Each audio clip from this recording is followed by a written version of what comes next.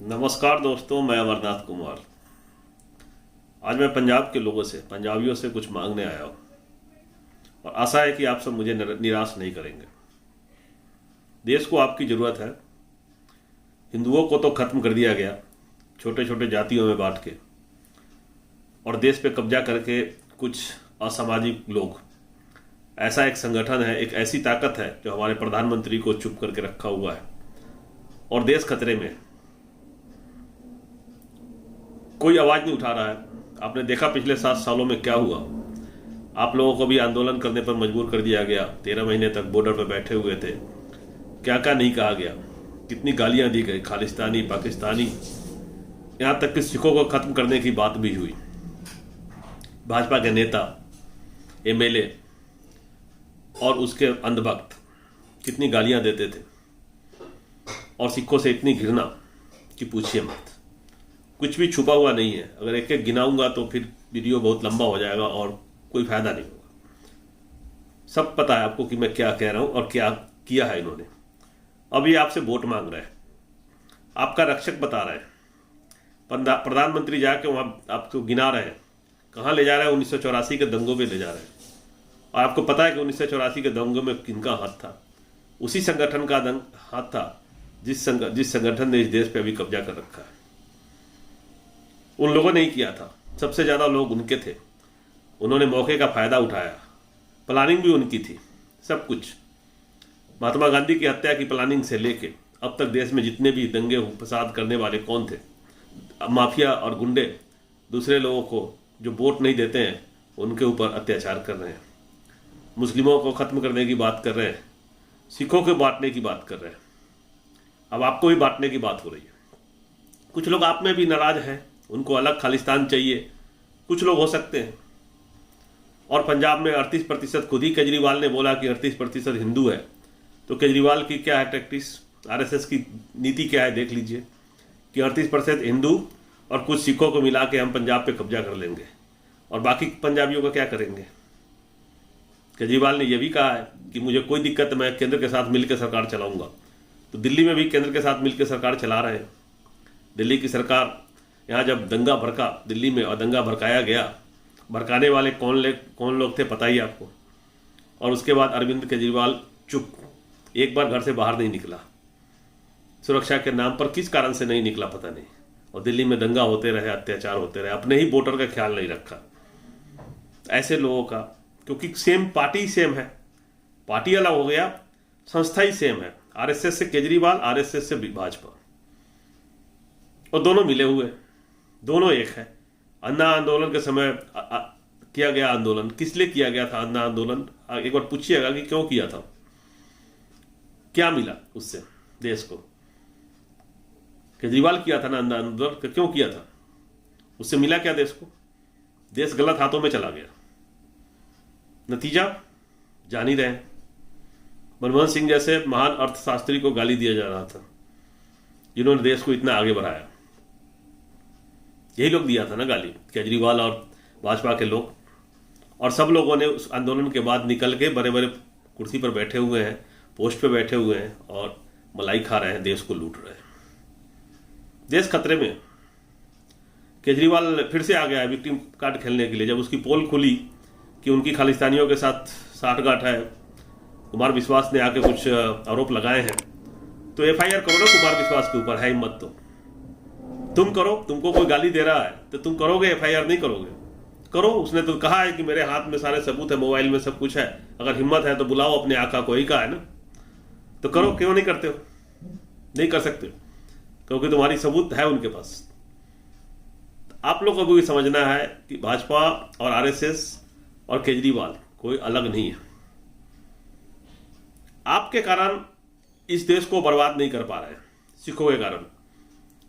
कानून सिर्फ आपके लिए नहीं आया था। ये काले कानून जो आए थे वो तो पूरे देश के लिए था ना। पूरे देश में गोडाउन पहले बन रहे थे और कानून बाद में आए, लेकिन आप लोगों ने मजबूर किया और कानून वापस हुआ। तो पूरे देश की रक्षा आपने की नहीं की? आपने की ना। तो हमेशा आपने किया। गुरु नानक देव जी के समय से ही 750 सालों से करते आ रहे हैं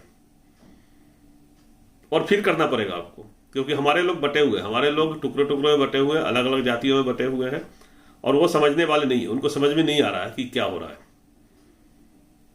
उनको अब थोड़ा थोड़ा समझ में आ रहा है तो एकजुट होकर यूपी में वोट कर रहे हैं, लेकिन फिर भी कुछ लोग अभी बटे हुए हैं। तो आप अगर हट गए तो हमारा मुस्लिम समुदाय भी खत्म हो जाएगा, वो भी अकेला पड़ जाएंगे और हिंदुओं का भी बुरा हाल होगा। अब भाजपा ये चाहती है, भाजपा का यही काम है, उसने बांटो और राज करो।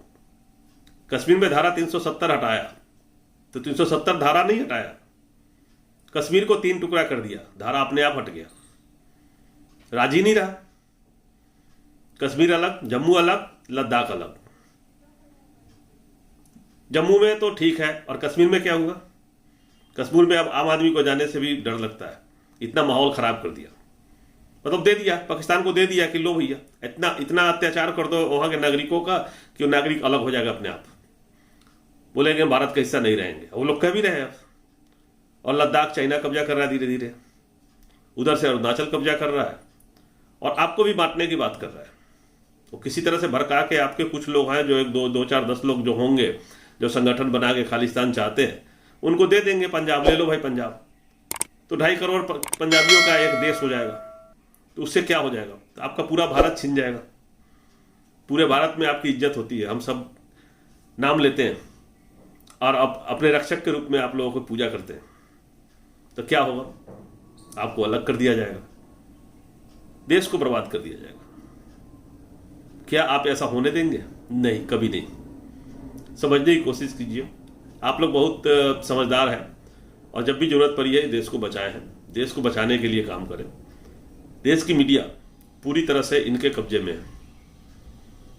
कोई भी खबर, सारी झूठी खबर, सब जगह जहां भी पोस्टर देखेंगे पूरे देश में, और केजरीवाल जी भी झूठा प्रोपेगेंडा करते हैं। दिल्ली में क्या किया है एक्चुअल, तो आप आके दिल्ली से बात करें, दिल्ली के में रहने वाले कुछ लोगों से बात करें। अपने लोगों से बात मत करिए, दूसरे से करिए, तब आपको पता चलेगा। क्योंकि यहाँ भी कुछ लोगों को उन्होंने अपने गैंग में मिलाया हुआ है, वो यहाँ से फोन करके आपको बताते होंगे कि दिल्ली बड़ा बढ़िया हो गया। उसके लिए आपको दिल्ली आना पड़ेगा, दिल्ली के लोगों से बात करिए, 1 2 स्कूल में जाकर दौरा करिए, आपको समझ में आ जाएगा कि क्या किया इसने। कुछ नहीं हुआ है, खाली प्रोपेगेंडा करके बर्बाद किया है। अगर इतना ही बढ़िया था तो ऑक्सीजन के लिए कितनी तराही मांग हुई थी, कोर्ट को दखल देना पड़ा था, सुप्रीम कोर्ट को, और कुछ नहीं किया है। इतना बड़ा देश का राजधानी बर्बाद कर दिया। मजदूर भाग रहे थे यहाँ से, अरेंज करना चाहिए था, कुछ नहीं, रोड पे मरने के लिए छोड़ दिया। बोले खाना बांट रहा हूँ, क्या खाना बांट रहे हैं? मशीन लाया कि हम सैनिटाइज कर रहे हैं, छीट रहे हो, मशीन गायब हो गया, दिखाई नहीं। पहली बार देखा 2 दिन छीटते हुए, उसके बाद दूसरे लहर में जब ज्यादा जरूरत था मशीन नहीं दिखी। तो सब कुछ धोखा है, प्रोपेगेंडा बस। आप लोगों की जरूरत है, आप इस देश को बचाने के लिए एकजुट होकर वोट करें और हम लोगों को मदद करें। अगर आपको कोई विकल्प नहीं मिल रहा है, इसका मतलब नहीं है कि गड्ढे में गिर जाएंगे। हो सकता है कि आपकी मजबूरी हो, आपको विकल्प नहीं मिल रहा हो सकता है कि पहले वाली सरकार ने कुछ बढ़िया काम नहीं किया हो, मुझे नहीं पता, आप लोगों को ज्यादा पता होगा। इसका मतलब आपको रोटी खाने के लिए नहीं मिलेगा तो गोबर खाएंगे? नहीं खाएंगे ना। मौका देने के नाम पे बर्बाद मत करिए। ये मौका मांग रहे हैं, मौका मोदी ने भी मांगा था, देश को बर्बाद कर दिया। मौका केजरीवाल ने भी मांगा था, दिल्ली को बर्बाद कर दिया। दोनों एक ही है। देश बचाने के लिए वोट करें, हम सबको बचाने के लिए वोट करें, गुरुओं के मान सम्मान रखने के लिए वोट करें और इस देश को बचाएं। एक बार फिर आपकी जरूरत है। वीडियो शेयर करें, चैनल सब्सक्राइब करें, बेल आइकन को प्रेस करके रखें, जिससे आने वाले वीडियो का अपडेट मिलता रहे। जय हिंद, जय भारत।